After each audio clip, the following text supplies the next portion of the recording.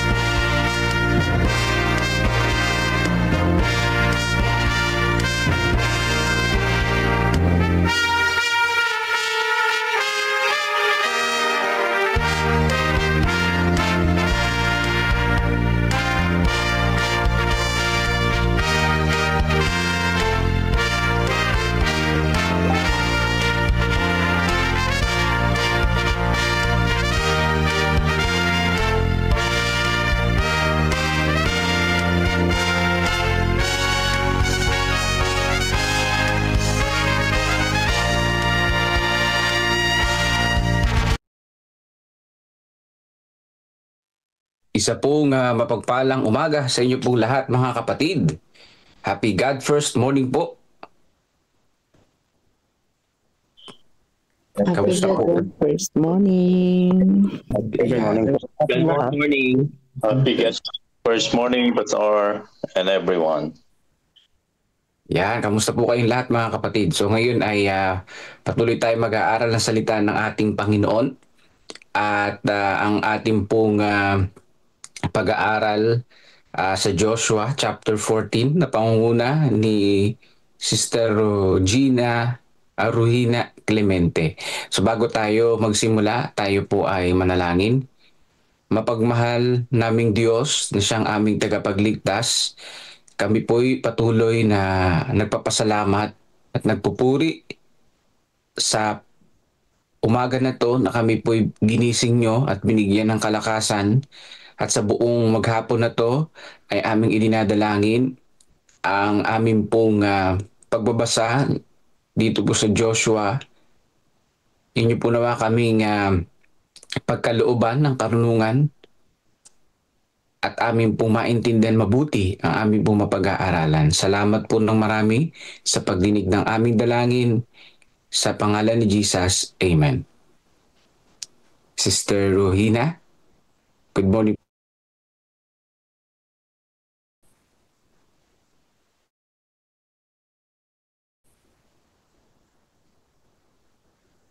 Sister Ruhina Clemente.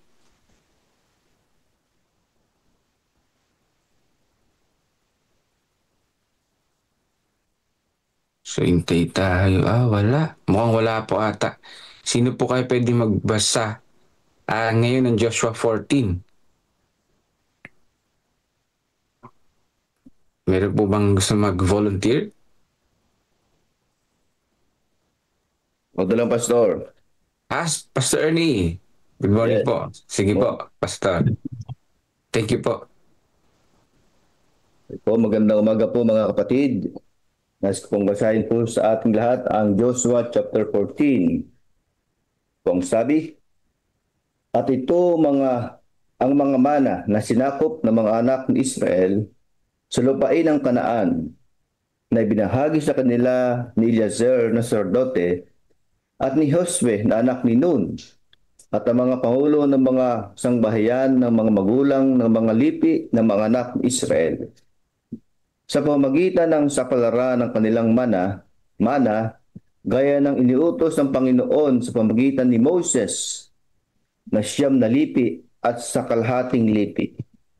Sapagkat binigyan na ni Moses ng mana ang 2 lipi at ang kalahating lipi ng dako roon ng Jordan, ngunit isa sa mga Levita ay wala siyang ibinigay na mana sa kanila.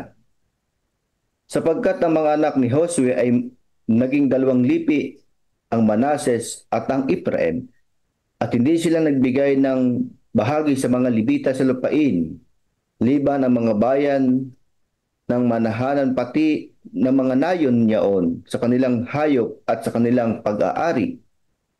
Kung paano inutos ng Panginoon kay Moses, ay gayon ang ginawa ng mga anak ni Israel at kanilang ibinahagi ang lupain. Na magkakayoy, lumapit ang mga anak ni Huda kay Josue sa Gilgal at sinabi sa kanya ni Caleb na anak ni Jepone na siniyoso, isang talastas ang bagay na salita ng Diyos tungkol sa akin at tungkol sa iyo sa Kadesh Barnea. Ako'y may 40 taon nang ako'y suguin ni Moses na lingkod ng Panginoon mula sa Kadesh Barnea upang tiktikan ang lupain, at aking dinatnan ng sagot siya na gaya ng nasa aking puso. Verse 8. Gayon may pinapaglumo ng mga kapatid na kasama ko ang puso ng bayan, ngunit ako'y lubos na sumusunod sa Panginoon kong Diyos. At si Moses ay sumumpa ng araw na yaon at nagsasabi, tunay na ang lupain na tinutungan ng iyong mga paa ay magiging isang mana sa iyo at sa iyong mga anak magpakailanman. sapagkat sumunod kang lubos sa Panginoon kong Diyos. At ngayon narito, iningatan akong buhay ng Panginoon gaya ng kanyang sinalita. Nitong 45 taon mula ng panahong salitain ng Panginoon ang salitang ito kay Moses, samantalang lumalakad ang Israel sa ilang. At ngayon narito, sa araw na ito ako'y may 85 taon na. Verse 11, gayon may malakas pa ako sa araw na ito na gaya ng mga araw na sugoy na ako ni Moses. Kung paano nga ang lakas ng ko noon ay gayon ang lakas ko ngayon sa pakikitigma at gayon din sa paglalabas pumasok. Ngayon nga ibigay mo sa akin ang lupaing maburol na ito na sinilita ng Panginoon ng araw na yaon, sapagkat iyong nabalitaan ng araw na yaon kung paano nariyan ng mga Anaseyo at mga bayang malalaki at nahukutaan. Maray ay sa akin ang Panginoon at akin silang maitataboy na gaya ng sinilita ng Panginoon. Verse 13, at binasbasan siya ni Josue at kanyang ibinigay ang Hebron kay Caleb na anak ni Jepone. At pinakaari niya. Kaya't ang Hebron ay naging mana ni Caleb na anak ni Jepone na Zinizeo hanggang sa araw na ito, sapagkat kanyang lubos na sinunod ang Panginoon, ang Diyos ng Israel. Verse 15, ang pangalan nga ng Hebron ng una ay Kiriat Arba, na siyang Arba na pinakamalaking lalaki sa mga Anineo. At ang lupain ay nagpahinga sa pakikiligma. Ito po ang salita ng Panginoon sa umagang ito. Maraming salamat po, Pastor Ernie. Amen po. Yan, tunay na napakabuti ang ating pong Panginoon. Pwede po kayo mag-closing prayer, Pastor Ernie? Tayo po'y manalangin. Dakilang Diyos, marami pong salamat sa mga salita na aming nabasa ngayong umaga. Ang mga leksyon na aming mapupulot at makikita sa oras na ito ay magbigay lakas at ng tibay ng aming pananampalataya. Ito po'y aming hinihiling sa matamis na pangalan ng aming tagapagligtas na si Jesus. Amen. Amen. So yung ating pong tagapagbasa rin ng ating pong Lest We Forget ay Sister Jessalyn Alcantara. Yan. Pero bago yun, ay ating po muna pakinggan ang ating pong church history.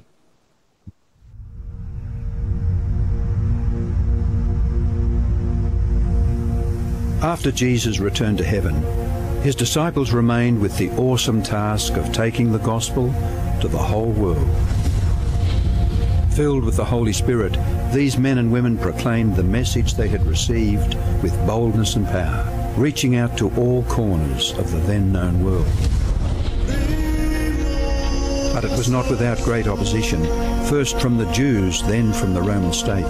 Many Christians were faithful to the point of death, suffering torture and humiliation from cheering onlookers at the Circus Maximus and Colosseum in Rome and throughout the empire. However, the blood of the martyrs only paved the way for the further spread of the gospel. After years of persecution by the Roman emperors, one of them, Constantine, professed conversion to Christianity in 312 AD. Now Christianity became popular, but it resulted in many pagan practices and symbols entering the church, particularly in Rome. The Bishop of Rome assumed more and more power and authority and began to oppose and oppress all who recognized Jesus alone as the head of the church and who accepted the Bible alone as the supreme authority. To escape this increasing persecution, God's true people withdrew to the wilderness areas of Europe. In northern Italy, the Waldenses took refuge in the mountains. While many were slain, the light continued to shine in the darkness. God was still in control, and he began to raise up men like Wycliffe, Huss, Tyndale, Luther, Calvin and Zwingli to stand for his truth. They stood for the Bible alone, faith alone and Christ alone. In 1798, in fulfillment of Bible prophecy in the book of Daniel, the religious and political supremacy of the Roman Church was temporarily reduced when General Berthier remove Pope Pius VI from his throne. Consequently, in the decades that followed, there arose a great awakening of interest in the prophecies of Daniel, and many were convinced Jesus was soon to return. In the United States, the Baptist preacher William Miller was joined by hundreds of other preachers in their expectation of the return of Jesus in 1844. However, when Christ did not return in 1844, further Bible study led a small group to discover that Christ's ministry in the heavenly sanctuary was an explanation for their great disappointment. They discovered that the Bible taught that the seventh day was the Sabbath that Jesus had set aside for his people. Slowly they came to understand that their mission was to preach the three angels' messages of Revelation 14. Their goal as Seventh-day Adventists was to preach with power the everlasting gospel and to prepare the world for Christ's return. More than 160 years have now passed.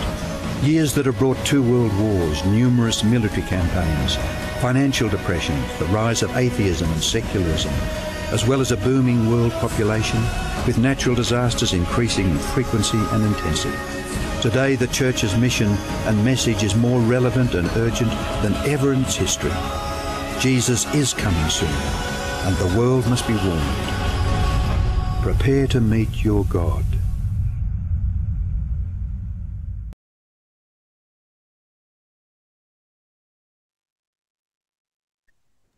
Amen.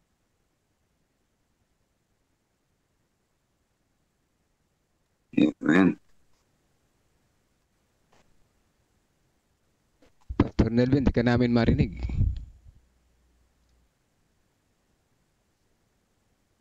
Nawala yung tunog pero hindi ka naman nakamute.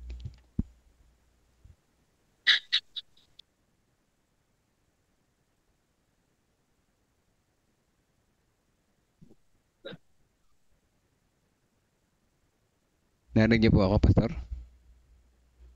Yes po, narinig ka po namin, kapatid. Hindi. Ako nagtanong kay Pastor Ernie. Hindi natin siya marinig kasi for some reasons, nagsasalita siya, walang boses, pero narinig niya tayo. Yes po, ano po kaya nangyari? Okay po, si Sister Regina, nagbukas naman na po ng camera niya. Sige Diretso po. na po tayo. Sister Regina. Good morning po. Good morning po sa lahat. Happy God First Morning po. Happy God First Morning po, Pastor. Okay, clear po. Happy God First Morning.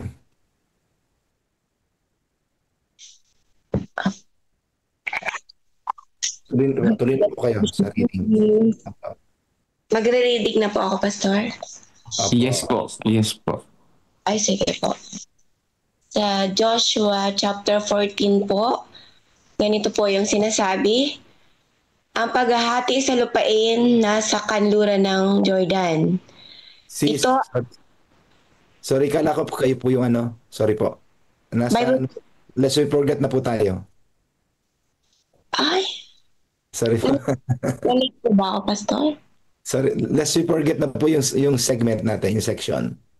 Natapos na po tayo sa reading. Po pala. Sorry, kala ko po kayo po yung let's forget. Okay po. Ako po yung sa Bible reading pass. Po. Ay, nagkapalit po pala. Po. Nakalagay po kasi si Ma'am Regina po yung sa Lest We Forget eh. Ay, tama ba? Sa ano po ako, Bible reading po. Pinarward po sa akin. Ay, ganun po. Pero meron po kayo dyan, ma'am. Oo, natapos na po yung ating Bible reading. Oo po. Sorry po. Wala po akong lest we forget. Oh. Thank you po, ma'am. Opo. Sige po. Thank you po. Si Ma'am Jesseline Alcantara po, narito po ba?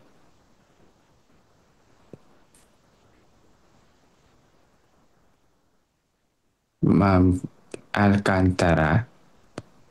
Yes po, ito. nandito na po. Good morning po. So, kayo po sa ating Lest We Forget. Yan. So, atin na pong pakinggan mga kapatid, si Sister Jesseline Alcantara. Pero tayo po muna ay manalangin muli sa umaga po na ito. Panginoong Diyos na nagmamahal sa amin, patuloy po namin kayong pinupuri dahil napakabuti niyo sa amin at hindi niyo po kami binibigo. At sa umaga po na ito ay aming idinadalangin si Ma'am Jesseline Alcantara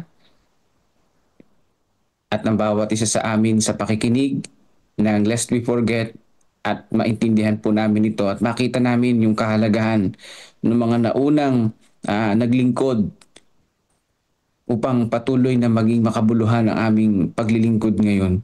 Salamat Panginoon sa umaga nito. Salamat po Diyos sa pagdinig ng aming dalangin sa banal na pangalan ni Jesus. Amen. Sige po Ma'am Alcantara.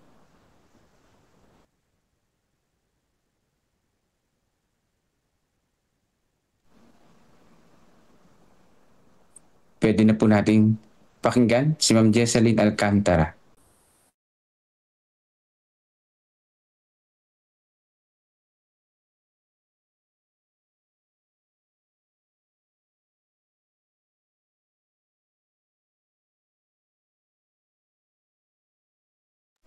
Ma'am Jesseline, kayo na po ma'am.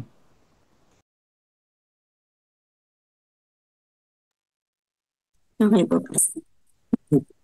Okay, thank you po.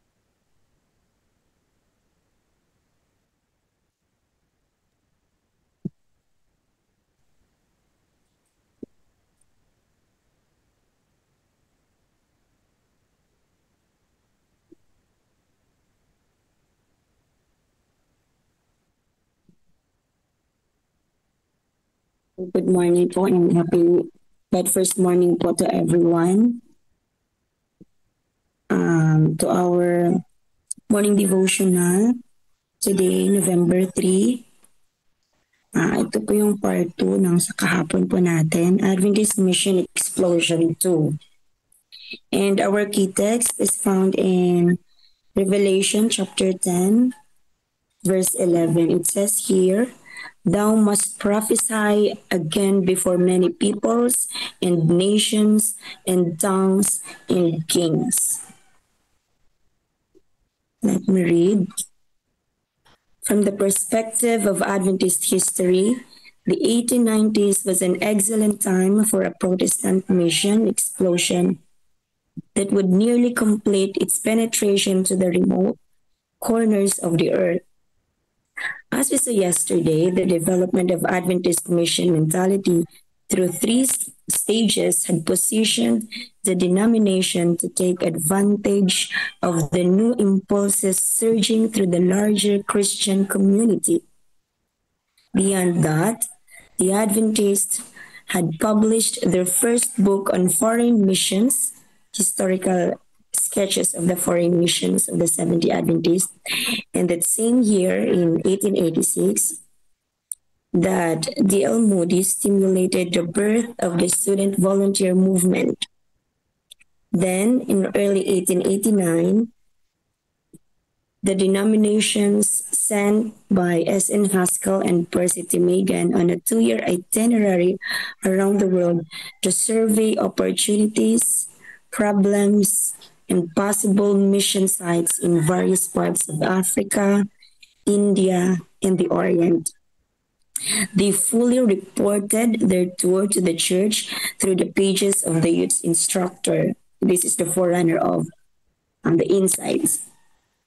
Thus, mission and mission service began to capture the hearts and minds of Adventist youth in a manner similar to the way non-Adventist student movement affected thousands of young people in the larger Protestant world. In November 1889, the General Conference session took the momentous step of creating the Seventh-day Adventist Foreign Mission Board for the management of the foreign mission work of the denomination. The same year saw the Home Missionary developed as a periodical aimed at promoting the various aspects of missionary service. The establishment of the Foreign Mission Board was more than symbolic. It proclaimed that Adventists were at last ready to take their mission mandate seriously. Never again would Seventh-day Adventists be backward about foreign missions. To the contrary, they would become known for their efforts to reach the entire world with their special message of the three angels' message, spreading not only it, but their publishing, medical, and educational institutions wherever they went. So, yung atin pong devotional reading this morning ay personally na-inspired po talaga ako. Kasi dito ko nakita yung commitment ng isang Seventh-day Adventist believer. During their time, sila po ay iilan pa lang sa bilang. Unlike sa bilang po natin ngayon. But then, dun mo makikita yung guidance ng Panginoon na ibinigay sa kanila, and then they commit themselves para po sa gawain. And dito po, meron po akong nakitang 4 lessons na pwede po nating paghugutan din ng dagdag inspiration to continue our desire na magpatuloy sa atin pong paglilingkod. We know na this time ay nararanasan na natin yung sandilo. Ayan. But then, pwede pa rin tayong gumawa ng mga paraan kung paano natin ipagpatuloy yung ating sinimulan in this belief, kung paano natin ito i-share sa iba. And one is, yung first po dito na nakita ko is commitment to spreading the gospel. So in committing ourselves sa pag-spread po ng gospel ng Panginoon, hindi natin kailangan na talagang just like in our work, in school, sa ating po mga estudyante, or even sa ating mga kapitbahay. Alam naman po natin yun. Alam po natin na kailangan nating mag-shine sa ating mga kapitbahay or mismo sa ating mga kasama sa loob ng pamilya. Pero ang kulang sa ating mga kapatid, yung commitment po natin. Hindi tayo perfect, but then God is very always ready to give His help para sa atin. Ever-present help. Kapag ikinumit natin yung ating sarili sa pag-spread ng kanyang gospel. Ang isa pong nakita ko nga pong point, ito po, commitment to spreading the gospel. And another thing is, ninote ko po dito, the organization and purpose. Dito sa organization and purpose, dito mo makikita na yung purpose nila, the way na inorganize nila yung kanilang mga plans po rito ay talagang hindi siya basta-basta eh. Kagaya din po sa atin ngayon, marami tayong mga ginagawa, mga evangelistic crusades, iba't ibang mga programs to improve the church para dumami rin po yung ating yung maging visible po tayo in the community. But then, kailangan natin ng mapuspusang pag-aaral or yung commitment natin. From the commitment, dito papasok yung ating, ano ba yung purpose natin? Bakit nagko-commit tayo sa gawain ng Panginoon? And so kailangan ipakita natin dito na meron tayong yung mabuti yung ating planning, meron tayong teamwork, meron tayong yung structure ng ating mga pinaplano para sa gawain ng Panginoon. Yes, first the commitment to spreading the gospel, and then your organization and purpose po natin. And then the third one is inspiration po sa youth involvement. In our time, napakaraming mga kabataan nabibinyagan. Yes po, no. Pero sa panahon din po natin ngayon ay marami rin pong mga kabataan ang nawawala because of yung pagiging busy na nila sa school, pagiging busy na rin yung mga young adult natin, nagiging busy na sa work. Pero dito po natin makikita na kapag ipagpapatuloy natin yung commitment natin, yung mga kabataan na nakatingin sa atin kung paano tayo maglingkod inside the church at yung mga gawain na nakikita nila sa atin in the community, makaka-inspire ito sa mga kabataan, sa mga younger generation na nasa loob ng church, na magpatuloy sila sa service, na mamuhay sila na nandiyan yung service nila sa Panginoon, the service of God and humanity, sabi nga, diba po? Na matuturuan natin yung mga kabataan natin kung paano sila pag-participate in God's mission. Alam natin na ang mundo ay napakagulo, napakaraming tukso, especially nga hindi lang sa mga kabataan, of course, but in this point, inspiration and youth involvement ay malaking bagay po yung ating commitment na makikita yung mga younger generations natin. Even in our juniors sa loob ng ating mga iglesia, ay malaking bagay na makita nila yung ating desire kung paano tayo maglingkod sa Panginoon. Isa po rito yung sa family, kapag si mother, si father, si ate, si kuya, ay nakikita nila na very active in God's mission. Yung ating mga kabataan, o yung kahit yung ating mga juniors pa lang, yung mga sumisibol ng ating mga kabataan, yung ating mga early teens, dito nila makikita na si mama ko, si papa ko, si nanay ko, si tatay ko, ang ate at kuya ko ay very active sa church. So bilang isang bata sa loob ng church, nakikita ko po ito na iba't ibang mga iglesia, no?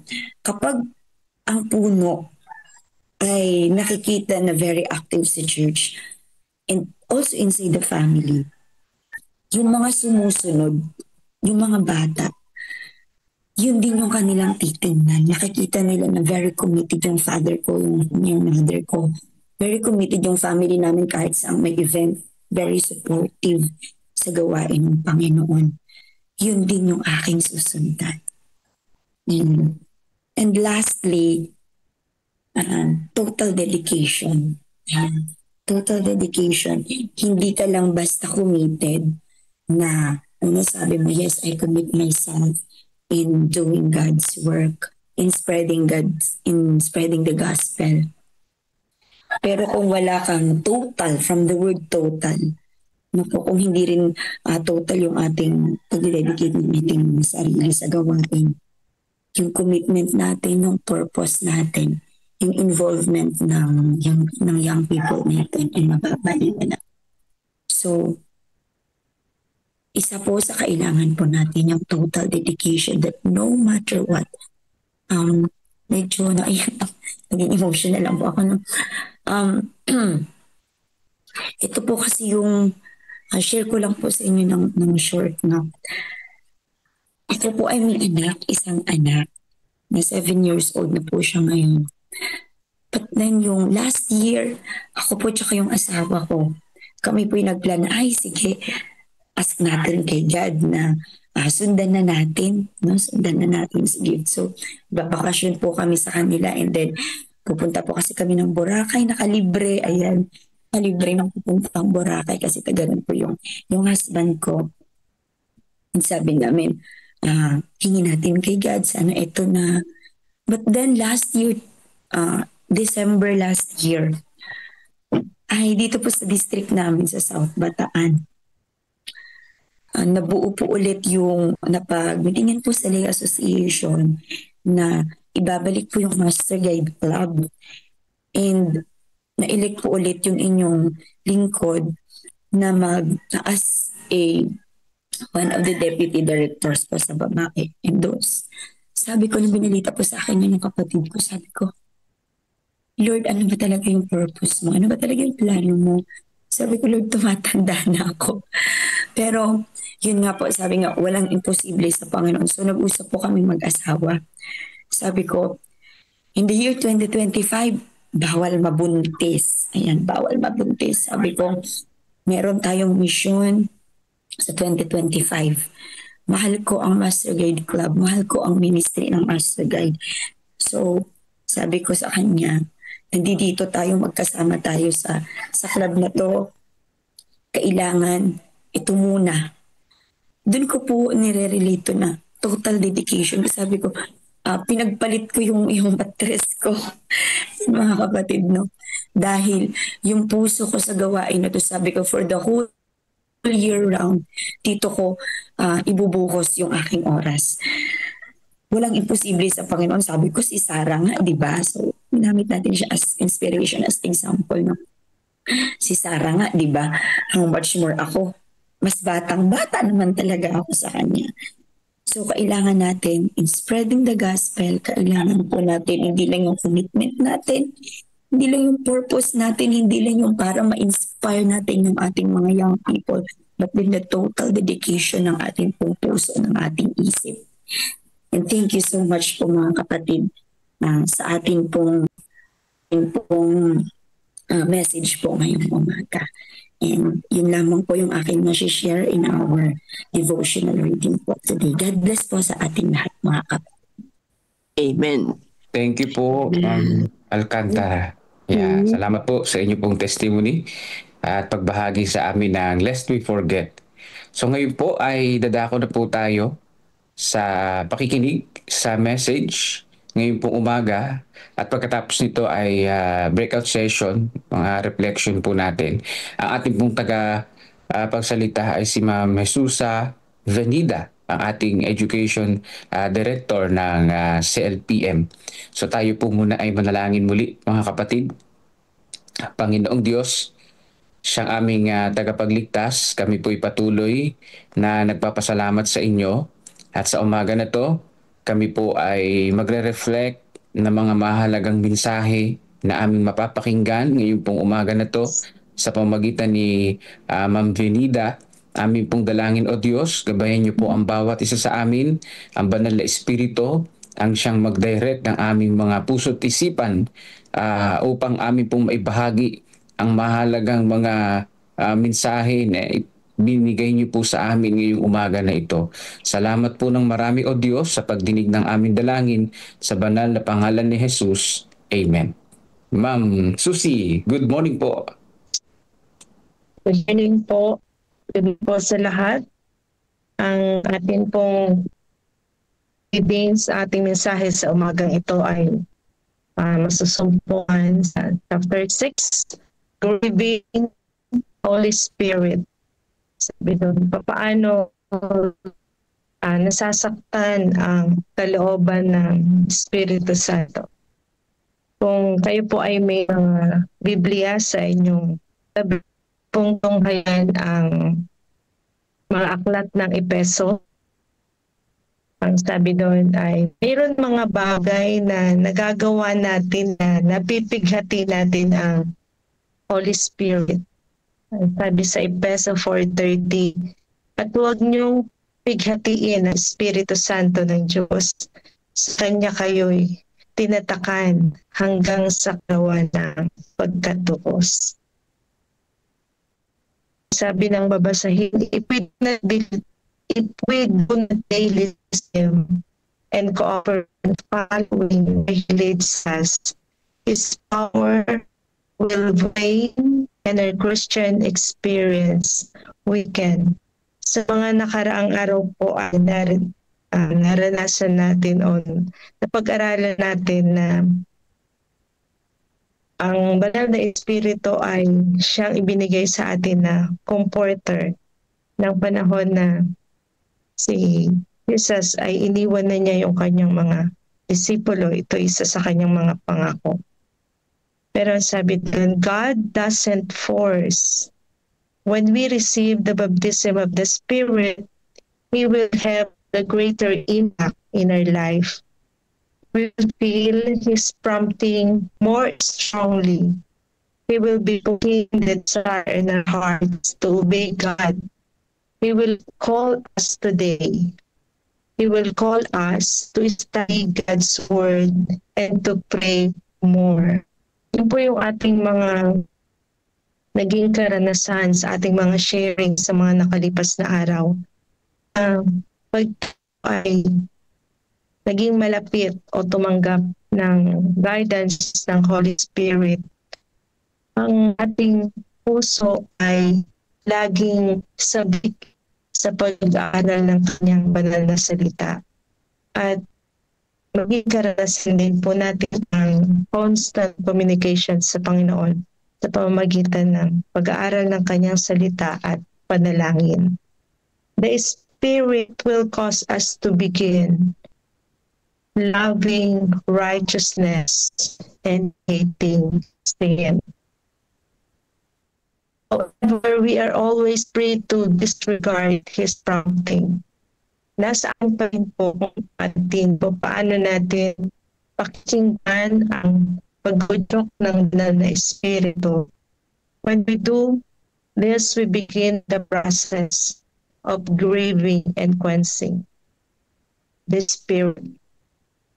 May binahagi si Apostle Paul na mga advice sa atin na mababasa na sa scriptures kung paano ang mga practical counsels ng mga believers na sa ating Christian life ay matutulungan tayo para hindi na tayo maging bahagi ng pagbibigay pigati sa banal na Espiritu. Ating pong tunghayan ng aklat ng Ephesians chapter 4, verses 24 to 32. Meron pong mga kilos o gawi na binabanggit na nagpapasama o nagpapasakit sa kalooban ng banal na Espiritu.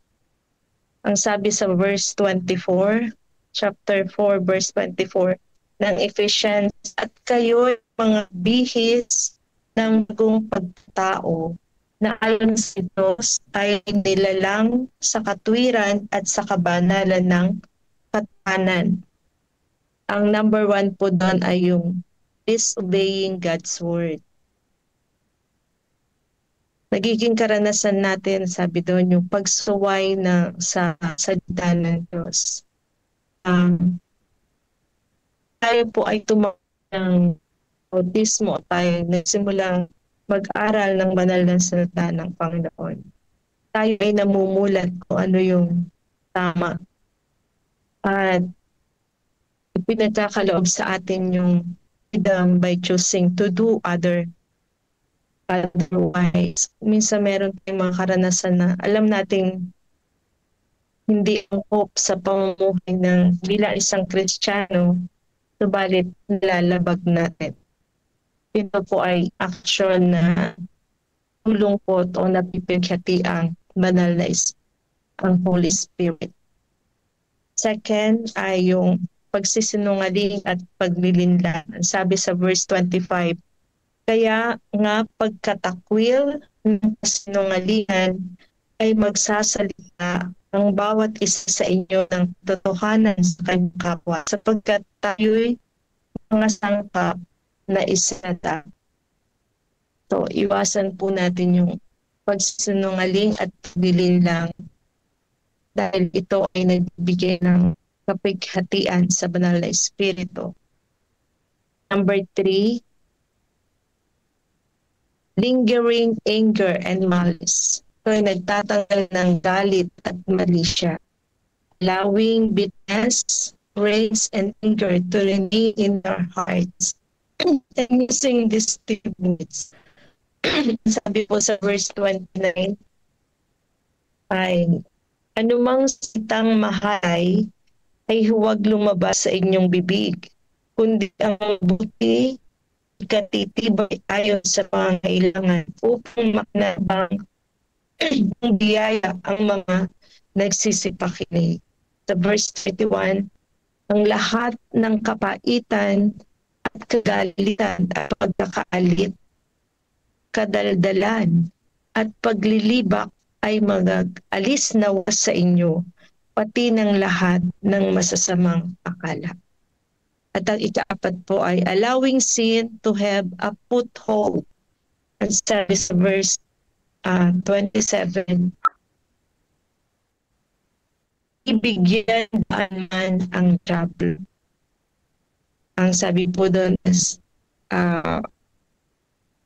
pinapahintulutan natin na magkaroon ng opportunity ng devil na maimpluwensyahan tayo. So yung po yung 4 na aksyon na pinapaalala sa atin na huwag natin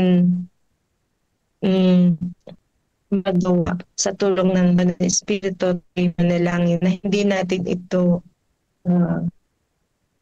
magawa upang mapasok natin lumayo sa atin ng Banal na Espiritu. At sabi sa 1 Thessalonians 5:14-19, ito naman yung mga iminungkahi na paano natin maiiwasan ang pagdadalang hati sa Banal na Espiritu. Number 1, sabi doon, by kind and compassionate. Maging mabait tayo at mahabagin, ang sabi sa verse 14 ng 1 Thessalonians. At aming ipinamamanhik sa inyo mga kapatid na inyong paalalahanan ang mga manggugulo. Palakasin ang mga mahihinang loob, alalayan ang mga mahihina, at maging paghinuhod kayo sa lahat. Napaka-ganda po ng paalala sa atin. Mga kapatid, sa verse 14? Treat others with kindness and compassion. Ang second po ay forgive others. Patawarin ang iba. Forgive one another just as God has forgiven you through Christ. Then number 3, speak the truth in love. Sabihin ang totoo sa pag-ibig to ensure that speech is full of both the truth and the grace. Number 4, obey promptly, sumunod agad to the God's command. Number 5, guard your heart. Ingatan mo ang iyong puso sapagkat ito ang hinihiling sa atin ng Panginoon na ating ipagkatiwala ang ating mga puso para tayo patuloy na lumakad sa kanyang kautusan. Paul knew that the Spirit of God dwelling in the believers would be prompting him to do the things. If we refuse to yield to this prompting, though we will be in danger of grieving and quenching the Spirit, don't be discouraged. Let us ask God forgive us and He will. Sabi po sa 1 John 1:9, kung ipinahayag natin ang ating mga kasalanan, tapat at banal siya na tayo patatawarin sa ating mga kasalanan at tayo'y lilinisin sa lahat ng kalikuan. Let us ask God in faith to fill anew with His Spirit and He will do that for us. Tayo po ay lumapit sa Panginoon na tayo ay magpahayag ng ating kasalanan at tayo kanyang pakikinggan. Ang sabi ng Luke 11:13, kung kayo nga bagaman masama ay marunong magbigay ng mabubuting kaloob sa inyong mga anak, gaano pa kaya yung Ama sa kalangitan na magbibigay ng Espiritu Santo sa nagsisisi sa Kanya. So, ito po sa nabanggit na karanasan. Alam natin na si David ay naging karanasan ng biyaya ng kabutihan ng Panginoon. He had committed the sins of adultery and murder. He had walked away from the prompting of God's Spirit in his life when he committed this terrible act. Yet, when he was convicted of his sin by the Spirit, he turned to God in prayer. At in 51, verse 9 to 12, ang panalangin ni Haring David, ang sabi niya sa verse 9, ibli mo kung iyo ka sa aking mga kasalanan. Pawiin mo ang aking lahat na may kasamaan. Sa verse 10, likhaan mo ako na isang malinis na puso, O Diyos, at magbago ka ng isang matuwid na espiritu sa loob ko.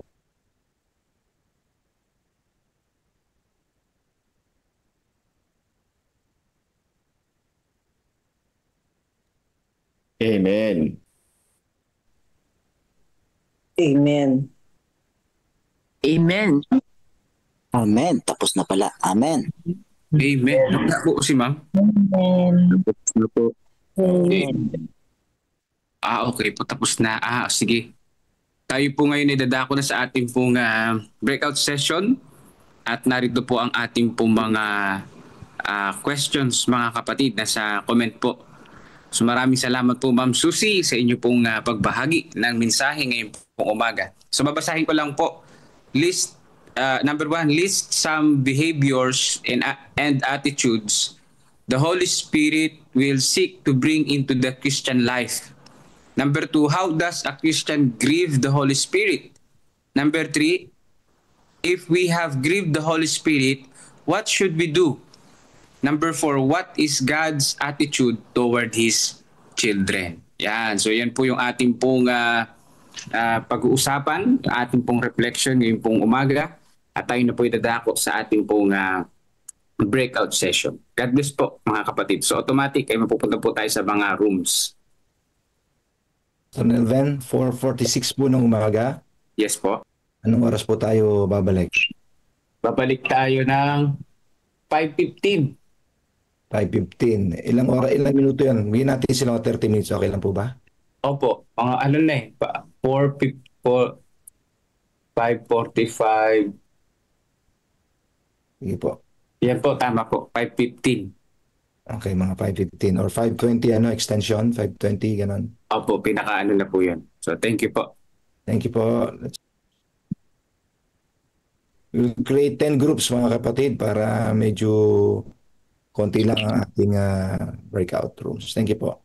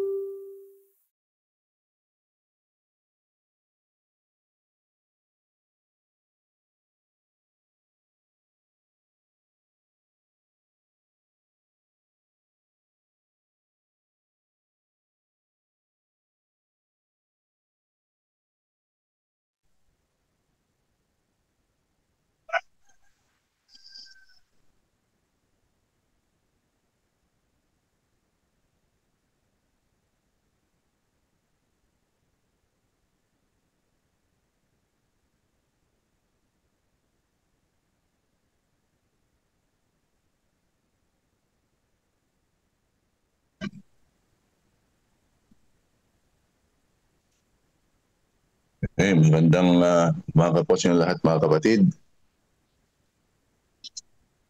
Morning. First morning po mga kapatid. First morning. At dadako po tayo sa ating reflection questions. Narinig po ninyo yung ating mga tanong na pag-uusapan.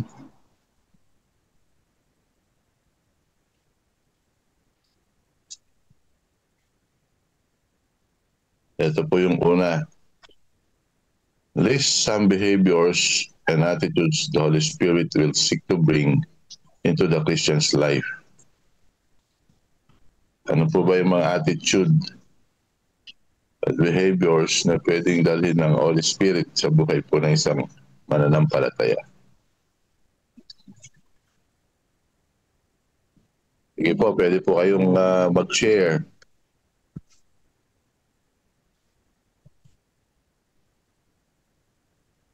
Hello?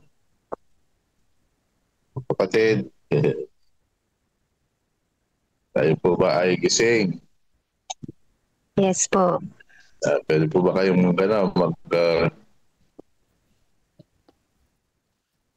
mag-share? Good morning po, Pastor. Good morning po. Yung pong attitude po na pwedeng dalhin po sa buhay natin ng banal na espiritu, yun po yung makikita po natin sa Galatia 5, yung bunga po ng Holy Spirit. Yung pong siyam na yun. Nandun po yung pag-ibig, love, peace, joy, pagtitiis, hindi ko lang po ma-memorize yung siyam na yun, pero iyon po yung bunga ng banal na espiritu na pwede pong maipagkaloob sa atin kung tayo po ay susunod sa kalooban ng Diyos at ipasasako po natin ang ating sarili sa Kanya. Salamat po. Yung pong nasa Galatian na po, yung bunga ng banal na espiritu. Dahil pa bang gusto magsalita?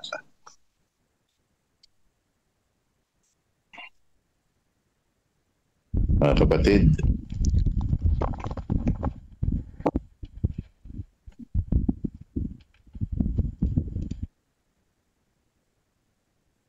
Ito po yung pwede gusto sabihin dito sa unang question.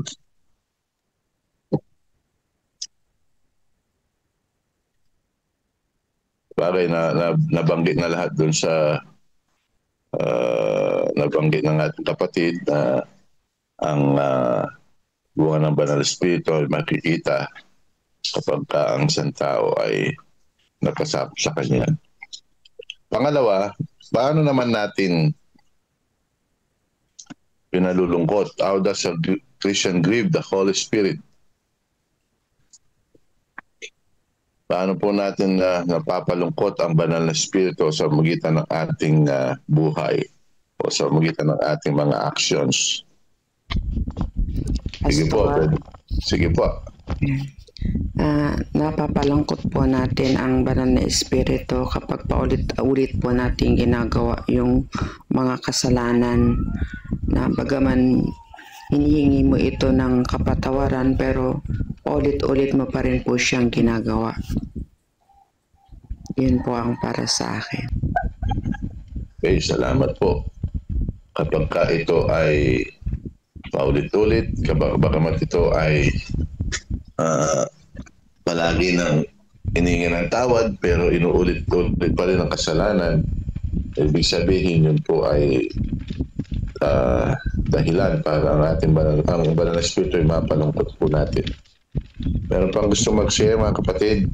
Pastor Marlon. Sige pa, Marvin. Tatype ako ng prayer po ako sa prayer ko sa si Brother Edmund kaya hindi ako makaporma. Anyway, mag-share ako kaunti. Napapalungkot natin ang Holy Spirit kapag pinipili natin yung kabilang panig. Madalas kasi ang Holy Spirit nandiyan lang yan. Palagi tayong ni-invite. Palagi tayong gusto niya piliin natin siya pero tayo mas pinipili natin yung kabila. So yung pagtanggi natin sa Holy Spirit, yan ay isang malaking bagay na nagpapalungkot sa Holy Spirit. Sa paanong paraan, mga kapatid ko, kapag yung ating mga desisyon ay hindi pumapanig sa kalooban ng Panginoon, yan yung malaking bagay na nagpapalungkot sa Holy Spirit, mga kapatid. Balik ko sa iyo, Pastor Marlon, sa iba pa, baka marami pa dyan, magbigay kayo ng mga example, po.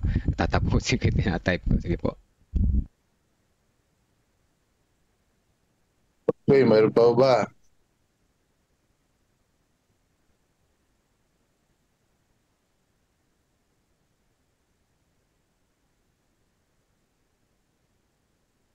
Sige po.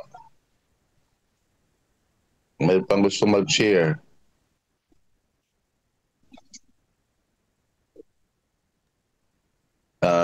Yung ating pananalita, yung ating isipan, yung ating actions, kapag ka po ay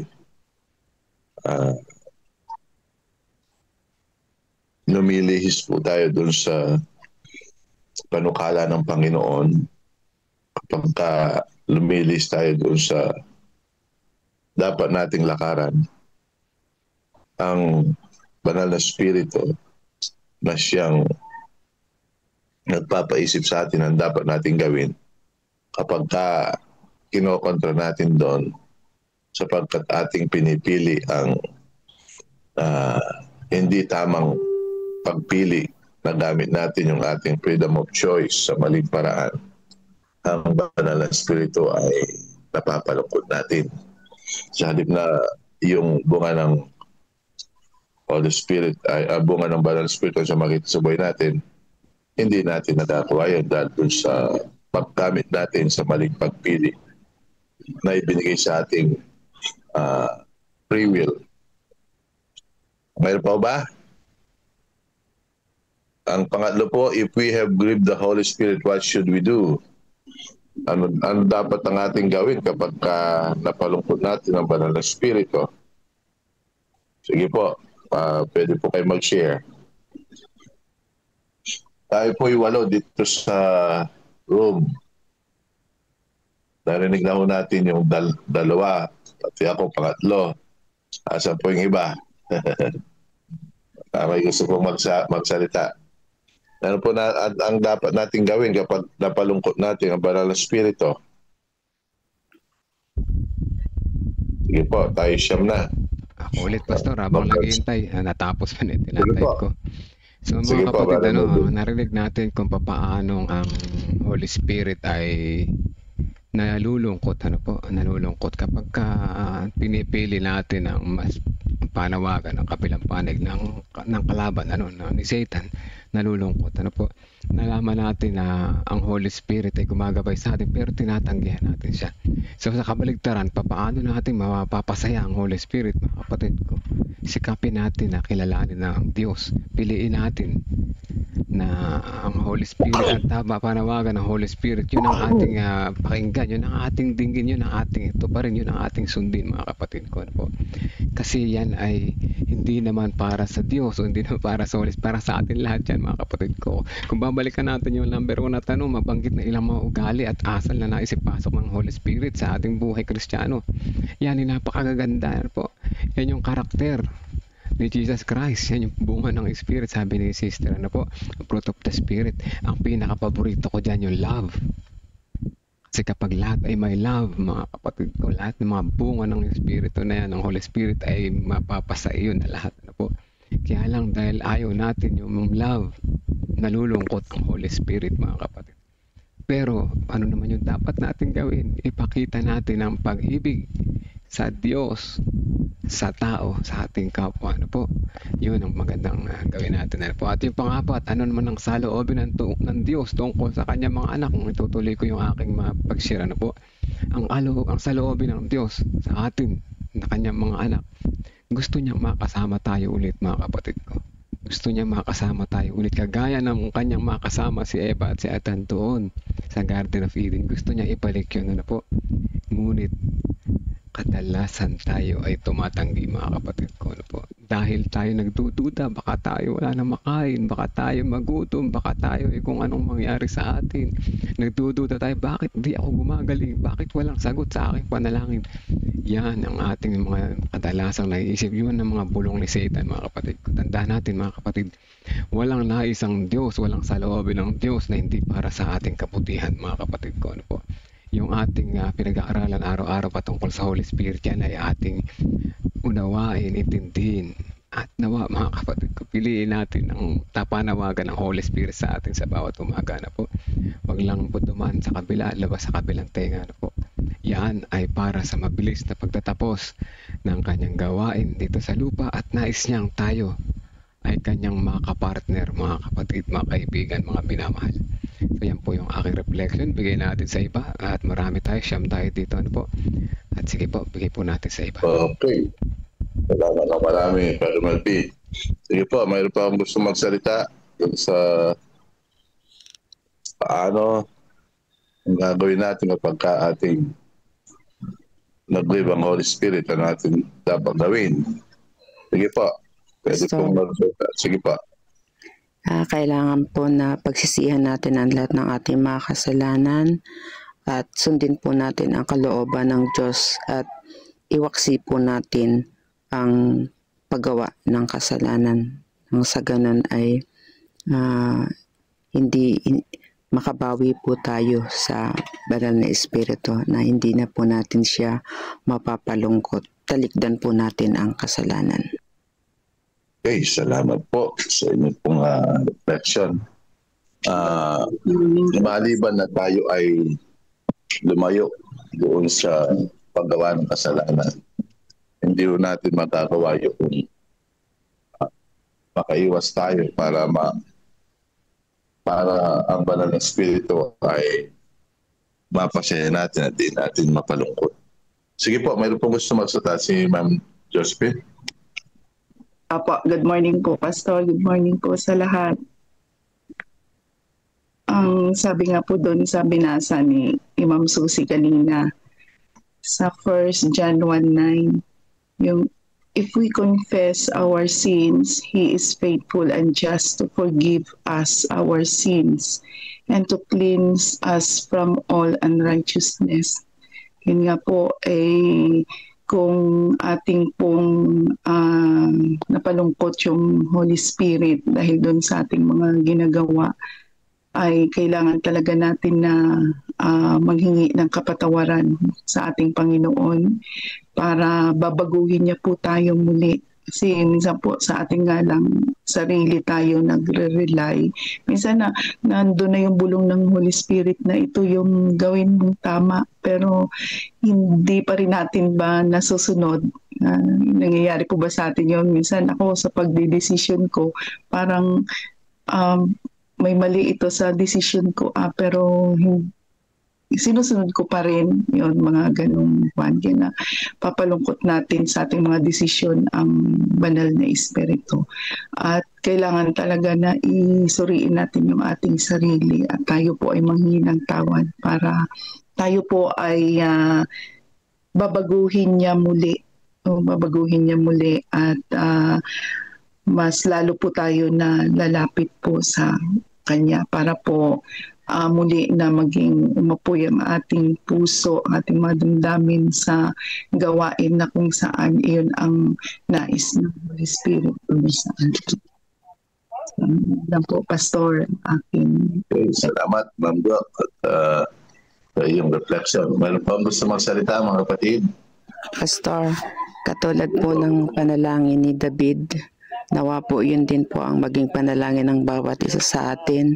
Nang sabi po doon ay likhaan mo ako ng isang malinis na puso, O Diyos, at magbago ka ng matuwid na espiritu sa loob ko. Nawa po sa araw-araw ng ating buhay ay ito po yung ating magiging panalangin din. Okay, salamat po sa inyong reflection. At ang panghuli po ay what is God's attitude toward His children? What is God's attitude towards His children? Ano po ang attitude ng Panginoon sa atin, ng mga anak niya? Pastor, ang ninanais po ng Diyos sa atin ay manumbalik po tayo sa Kanya. Sundin natin ang Kanyang mga kalooban at magmana tayo ng Kanyang ipinangako na buhay na walang hanggan. Kasi yun po yung gusto talaga ng Diyos sa atin, na huwag tayong mapahamak. Ang nais ng Diyos ay lahat tayo ay maaligtas. Yun lang po. Tama po. Action. Wala hong hinangad ang Panginoon kundi ang mapabuti ang kanyang mga anak. Wala hong hinangad ang Panginoon kundi ang kanyang mga anak ay lumakad sa kanyang banal na kalooban. Subalit tayo po ay talagang likas natin ang kasalanan. Madalas tayo po ay lumiling sa landas na dapat natin lakaran. Pero ang Diyos ay mapagpatawad, ang Diyos ay mapagpahinuhod, ang Diyos ay pasensyoso. Lahat ay gagawin para tayo ay maituwid yung ating landas na tinatahak. Kaya masasabi po natin na ang Diyos ay karapat-dapat na parangalan at purihin dahil sa kanya pong attitude na ipinapakita sa atin. Wala akong panahon na ang Diyos ay pinabayaan tayo. Kung dumarating ang panahon na pinahintulot niya tayo makaranas ng mga challenges at pagsubok, hindi dahil hindi niya tayo mahal, kundi dahil gusto niya lamang na ituwid ang ating landas. Gusto ng Panginoon na tayo ay huwag mapariwara at huwag tayo malagay at mapulog sa mas malalim na sitwasyon. Gusto lamang niya na tayo turuan ng leksyon. Gusto lamang niya na tayo ay magbalik loob sa kanya. Okay, mayroon pa akong gusto mag-reflect, mga kapatid.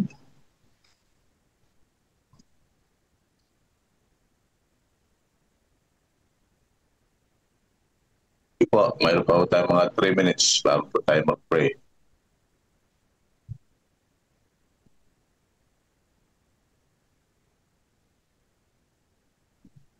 Ano bang gusto magsalita? Pastor, basahin ko itong nasa Facebook. Share natin to, no? Sige po, sige po. Ma'am Nora Acabiedes, kapag hindi nakikita sa atin ang mga bunga ng Holy Spirit, ay hinahapis natin ang kanyang kalooban na po. At isa pa, dapat po ay makita sa ating attitudes ang karakter ng ating Panginoong Jesucristo. At ito ay mga bunga ng Espiritu Santo. Salamat po, Ma'am Nora. Sa mga kapatid, itong mga ating sineshare ay tama lahat. Itong ating mga sineshare lumabas sa ating isip, sa ating puso. Tama ito lahat, Ngunit mawawalang saysay itong ating mga nalalaman kung ito ay hindi natin gagawin, i-apply sa ating buhay. Mga kapatid ko, magsishare ako sa inyo isang maliit na kwento kung paano kung napalungkot ang Holy Spirit. At sa palagay ko naman ay napasaya ko naman siya ngayon, Ako ay matagal nang tinatawag ng Holy Spirit, Ngunit mas pinipili ko talaga yung, dahil sa mga doubts and fear, mas pinipili ko pa rin yung kalaban, ang kabilang panig sa aking pagtatrabaho. At kahit alam ko na mali na magtrabaho ng Sabado, ako pa rin ay pumapasok ng Sabado dahil wala akong magawa. Nandun ako sa ibabaw ng tubig dagat, Andun yung opisina ko sa tabi lang ng aking kwarto. So kahit ayokong pumasok ng Sabado, ako'y tatawagin ng aking kapitan, So madaling salita, dahil sa ayaw ko sana yung ginagawa ko, paratuloy ko pa rin nagagawa. Pinauwi ako ng Panginoon. At ngayon, nung ako nandito na, hindi na ako muling bumalik pa. Ayoko, kahit na okay ako, kahit gusto kong, kahit na malaking sahod, hindi ko na pinili yun. Mas pinili kong kasama si Jesus, mas pinili kong maglingkod sa Panginoon. Alam niyo, naging bunga, mga kapatid ko, yung aking pamilya ay na-guide ko na mas maganda at patuloy kong iginagide. Alam ko naman na ang paglago ay patuloy sa buhay ng tao.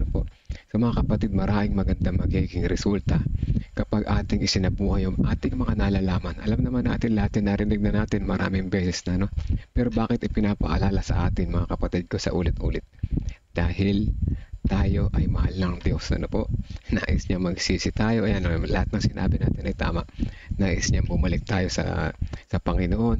Nais niyang tayo ay maligtas. Lahat ng nais niya ay mabuti para sa atin lahat, mga kapatid ko, Nais din niya magbukas tayo ng video camera kapag tayo nasa Zoom breakout room, pero ayaw natin, mga kapatid ko, Sorry po sa mga kapatid ko, Pero yan ay mas maganda kasi may nakakikita tayo sa Facebook Live tapos wala tayo nakikitang mga tao, So yan po, mga kapatid ko, yan ang maraming mga panganawagan sa atin, na kung ano yung tama, yun ang dapat gagawin natin, mga kapatid ko, kasi alam natin na tama yun, bakit hindi natin magawa, Marami yan, gusto yung buong napag-aralan natin sa Councils on Stewardship, lahat yun ay napakaganda para sa atin, lahat yun, mga kapatid ko. Ngunit kung yung napag-aralan natin, hindi natin in-apply sa ating buhay, mga kapatid ko, hindi natin maririnig yung salitang well done, good and faithful servant, mga kapatid. So siguro po, sapat na yun para sa ating reflection. Pastor Marlon? Okay, salamat po ng marami, Father Madrid. Tayo po ay dadako na sa ating prayer. Tayo po ay maunahan po ng dalawa siguro.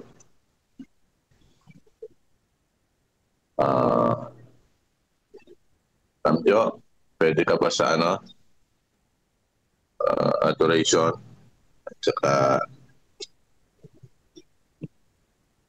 Opo, Pastor. confession, adoration, confession. Kaya ako na po sa Thanksgiving at saka supplication. So pray po muna tayo ng silent prayer. At least 1 minute, then manguna si Ma'am Jo.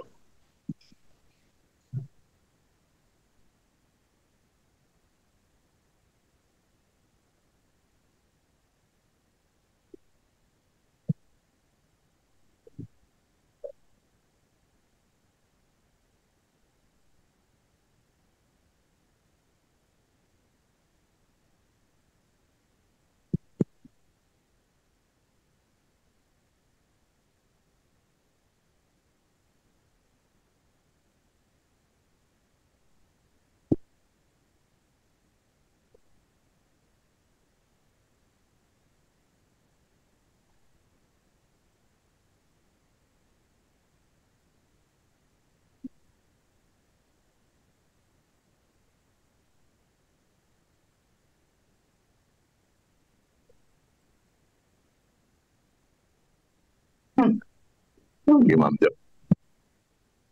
Ako'y manalangin. Dakila naming Diyos, mapagmahal at siyang nagkakaloob po ng aming mga hiram na buhay. Sa umaga pong ito, ang amin po, Panginoon, na pinupuri ang inyong banal na pangalan.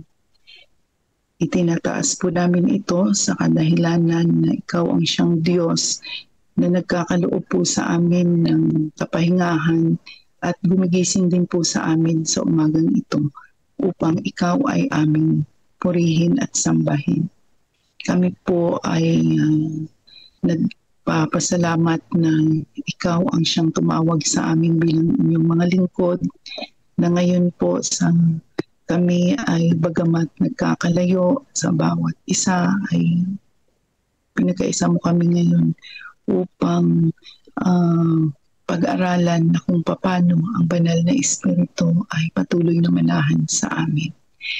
Kami ay nagagalak, maapaw ang aming mga puso dahil sa tuwing ikaw ay aming nararanasan sa aming mga buhay ay gayon na lamang ang pag-ibig na aming pong nararanasan sa inyo.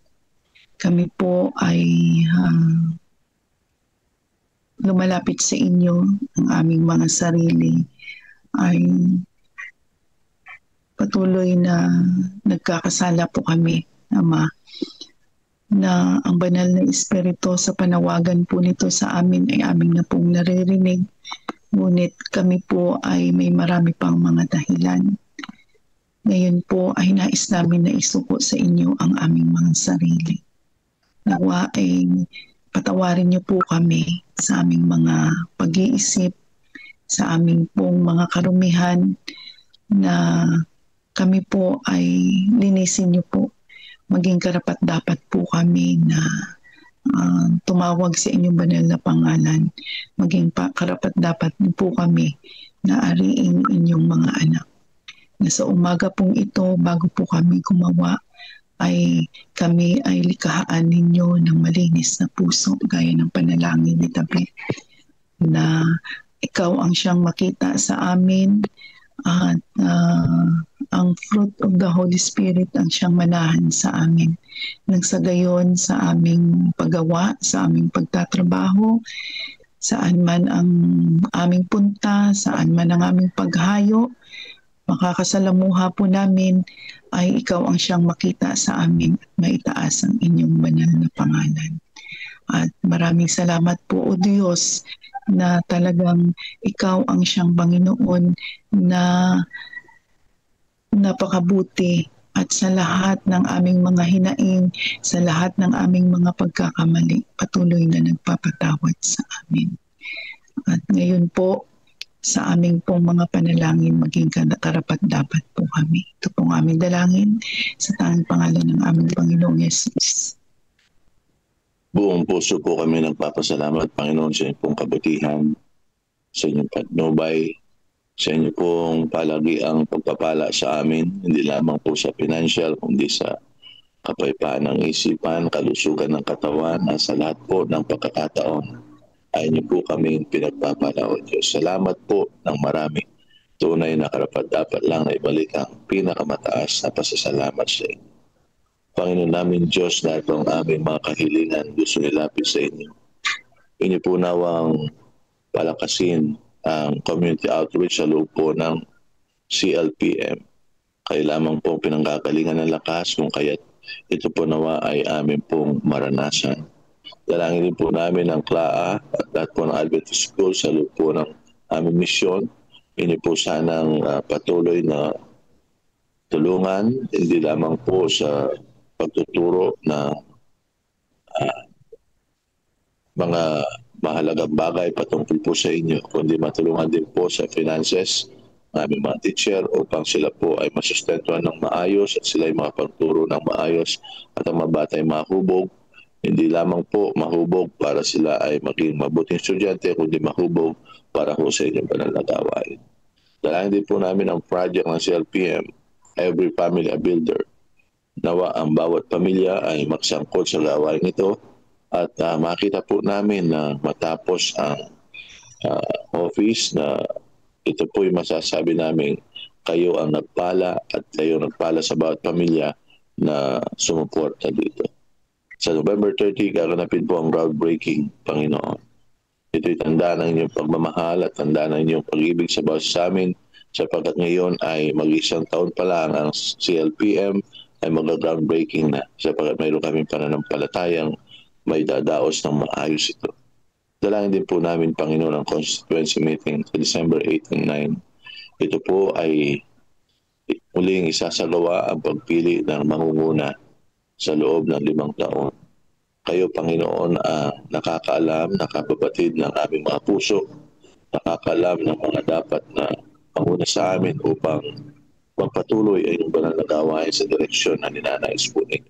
Pagpalain lahat po ng mga kapatiran na pupunta roon at pangunahan po ng Banal na Espiritu upang inyong kalooban ang siya pong mangyari sa isasagawa po namin constituency. Dalayan po namin ang crusade ng Sapang Palay sa November 17 to 22. Ito nawa po ay maging matagumpay. Kayo po sana mauna upang marami po ang makapakinig ng kabalita, ng kaligtasan at marami din ang mailapit sa inyo. Ang pangangaral sa Batog Cabanatuan sa 13 to 20 na November, maging mabunga rin po sana ito. Ang pangangaral po namin dito sa aming distrito, sa North Bulacan, dalahin po namin ang pangaral sa kasalukuyan ngayon po sa Bulusukan, sa panguna ni Pastor Reynald. Ay inyo po sana itong pagpalain, Panginoon. Ay po lingkod ay magsasalita, Panginoon, sa November 16 to 22 sa Akle. Pagpalain po kami at handa ang puso na mga taong makikinig. Kaya hindi sa first week ng December ay mangangaral po sa Diliman. Ang aming pong talangin, Panginoon, ay maging matagumpay po ito upang marami pong kaluluwa mailapit sa inyong banal na paanan. Lahat po ng pangangaral na sinasagawa po, Panginoon, ay maging matagumpay. Maitasan niyo po dakilang pangalan. Sa Talimundok Church ay November 9 to 15 ang pangangaral. Ngayon din po sa Bantay Bayan, Calaklan, Olongapo City, 17 to 22 November. Ang crusade po sa North Bulacan 1, Chaong at Talaksan, November 10 to December 14. Dalangin po namin maging matagumpay ang lahat ng pangangaral na ito. Dalangin din po namin ang SSD wide na pangangaral sa Nightly Bible Series, December 3 to 13, ang Finding Hope. Sana, Panginoon, sa magitan ng online ay maraming makinig at sa magitan po ito ay marinig ang katotohanan at magpasakop po sa inyo. Narito, Panginoon, ang aming mga kapatiran na mayroon pong kahilingan tungkol po sa kanilang kalusugan, pangkatawan. Patuloy pong pagtaas ng platelets ni Sir Joy Magas. Inyo po sana sa patnubayan, maging maayos po sana upang patuloy po siyang gumaling. Sir LNG Santos, gayon din si Sister Irma sa kanyang cataract. Kate Justin Pertesa, recovery from surgery. Inyo po sana silang patnubayan, Panginoon, at inyong kalooban ang siyang nangyari sa buhay nila. Recovery from surgery ay si Abe, Ana, Sandra, physical and mental health, Sweet and Haldane, Health and Financial, Shire Cruz sa dengue, Kate Pineda, dengue, Conchen Carpio, Buboy Vicente, Peri Gutcheco, Ian Mark Ian De Chavez, Lope Rasa, Taris, Chalen Cheta, Yoli Rictawa, Christina Aguilar, Jaime at Nariman Lungat, Giyani Kaliwag, Marcos Espiritu, Alan G. De Los Santos, Lucky De Los Santos, Fabio at ang iba pang mga kapatiran na mayroon pong naramdamang pisikali, inyo po ilapat yung banal na kamay, pagalingin po sila at bigyan po sila ng maganda at malusog na katawan upang ipaglingkod po sa inyo. Kami po nandito sa group chat na ito, kami pong dalangin Panginoon, kami pong lahat ay inyo pong pagpalain, kami po ay inyong tulungan at hawakan yung banal na kamay. Pangunahan po kami upang mapangunahan din po namin ang aming pamilyang inyo pong ipinagkaloob sa amin. Dalangin po namin, Panginoon, yung mayamang basbas ang tanggapin po ng basa sa amin. Hinihiling po namin ito sa banal at makapangyarang pangalan ng aming Panginoon Jesus. Amen. Amen. Amen. Pwede po ba tayo magpa-picture? Buksan po natin ang ating mga po. video.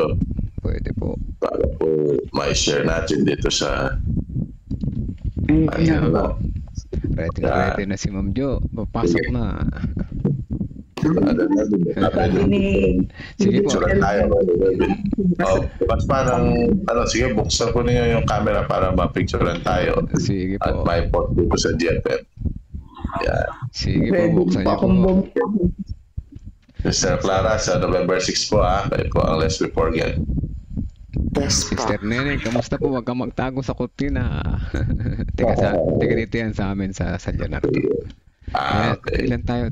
2, 4. Sige, sige, yan. Sige po. Yan, salamat po. Pastor Marlon, balik tayo sa sa main room. Ano po? Okay, sige. Sige po. Tama. God bless po. God bless po sa lahat.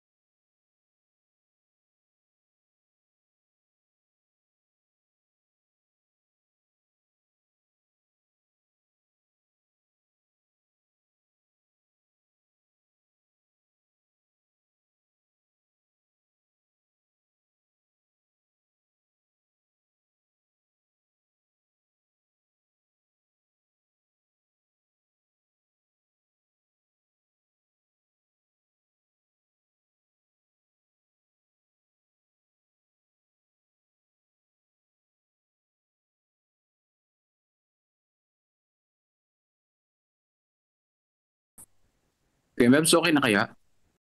Pastor Nelbs, yung room 3, andun pa, patuloy pa silang nananalangin at tinitingnan ko dito yung kanilang yung room, andito pa, active pa sila doon lahat. Okay po. Tsaka room 8, yan, dalawa pa.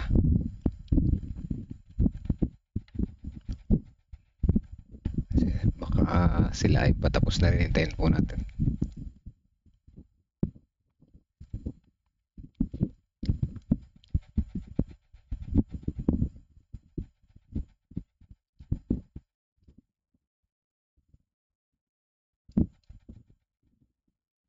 Ganun agad kung siya po ay nandito, ganun din po kay Bino.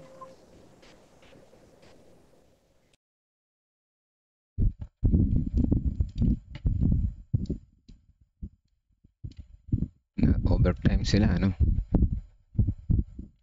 room 3, room 8, yan.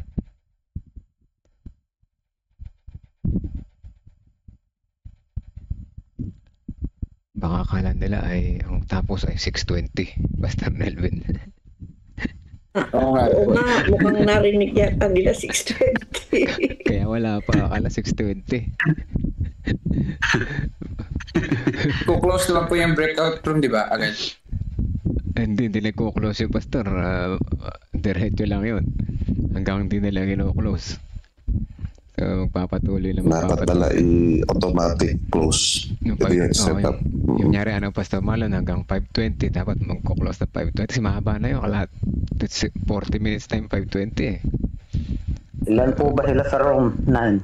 Teka, mukhang ala na yan. Na-close na. Kilanos na yata ng ating host ng Zoom. Okay na po. Nandito na sila. Ala nang naka-active sa room.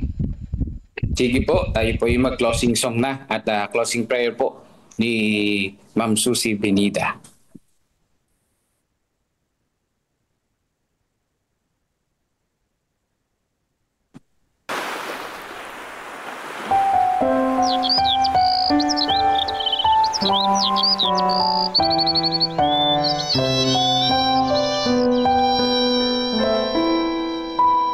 Sabi ko sa iyo Kapag kay Kristo'y tayo'y magtatapat, sa lahat ng bagay ay magiging sapat. Sa bawat oras namang patnubay, tiyak na kakamtin walang hanggang buhay. Ang Diyos ay nangako sa mga taong tapat, sa lahat ng bagay ay magiging sapat. Atin siyang purihin sa lahat ng oras, awit ng pagluwalhati ating itaas.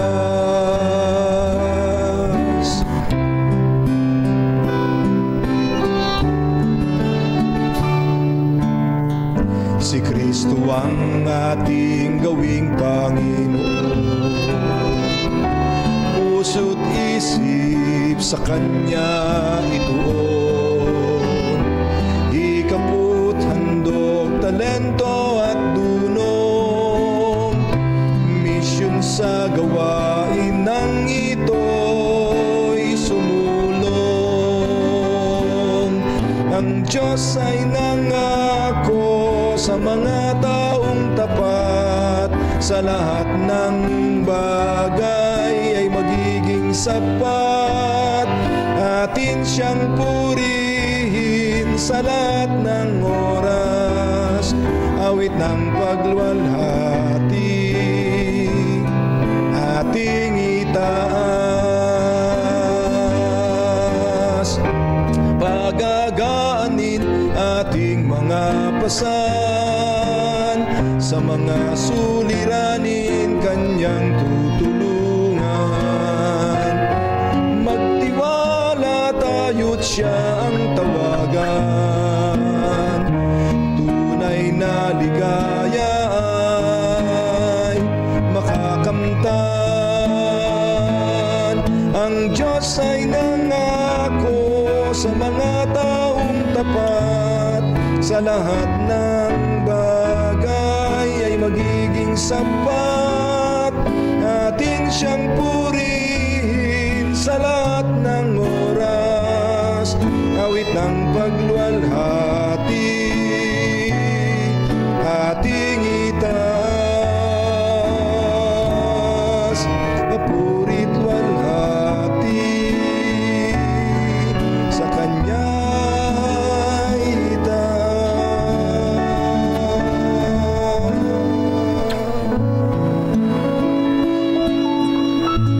Ma'am Susie, closing prayer po. Tayo po'y manalangin.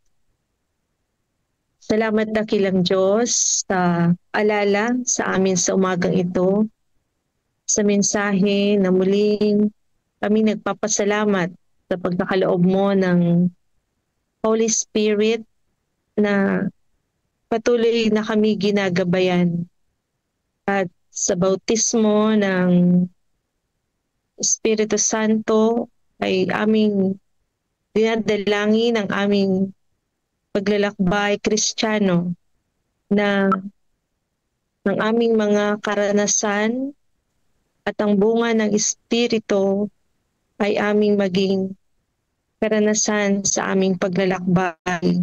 Talapit po namin ang aming paggawa sa pasimula sa araw na ito. Tumanggap kami ng kapayapaan at kagalakan sa paglilingkod habang kami ay naghihintay. Sama-sama namin tanggapin ang biyaya sa araw na ito sa pangalan ni Jesus. Amen. Amen. Amen. Amen. Amen. Amen. Tayo po ay dadako sa ating chanting. Kabisado na po natin, no? Yes po. Okay, ready? I am missional. Ready, go. I am Every church is a missional church. I am missional. I think, I talk, I act, I plan, I aim to move forward. Move forward God's mission. LPM. Put God first and will never be last. Good morning po sa ating Good morning po. Happy God first morning po sa inyo pong lahat. Hey, Pastor Joey. God bless everyone. Sa katapusan, mga kapatid, magpakasakdal kayo, mangaliw kayo, magkaisa kayo ng pag-iisip, mga buhay kayo sa kapayapaan, at ang Diyos ng pag-ibig at ng kapayapaan ay sa inyo. Ang biyaya ng Panginoong Hesukristo at ang pag-ibig ng Diyos at ang pagkikipisa ng Espiritu Santo ay sumainyo nawang lahat sa araw na ito. Amen. Amen. Amen. Amen. Thank you din po. Pastor Joey. Everyone. Every kissing is a blessing. Exercise po tayo. Thank you, Pastor Joey. Thank you po, Brother Jonathan. Good morning. Good morning, Sister Maricar. Brother Sunny, good morning. Good morning, Brother Edmond. Morning, Kuya Sunny. Hi, Mama Ricar. Good morning. Good morning, everyone. God bless you. Okay po mga kapatid, dyan natatapos ang ating God First Morning Devotional sa umaga na ito. Ang oras ay 5:32 ng umaga. Tayo ay patuloy na pinagpala ng Panginoon sa umaga na ito. At muli, patuloy akong pinagsinabihan ang Holy Spirit na i-invite ulit natin ang ating mga sarili bukas ng umaga. I-invite tayo na Jesus muli bukas ng umaga. Na patuloy tayong bumalik at kumunik sa Kanya. At magpapatuloy ng araw at siya si Jesus ang ating mga kasama. At patuloy na tayo ay magkakaroon ng chance na mapasaya natin muli ang Holy Spirit na ating napalungkot mga kapatid ko. At hanggang dito na lang sa umaga na ito. At muli, God First Morning po sa ating lahat.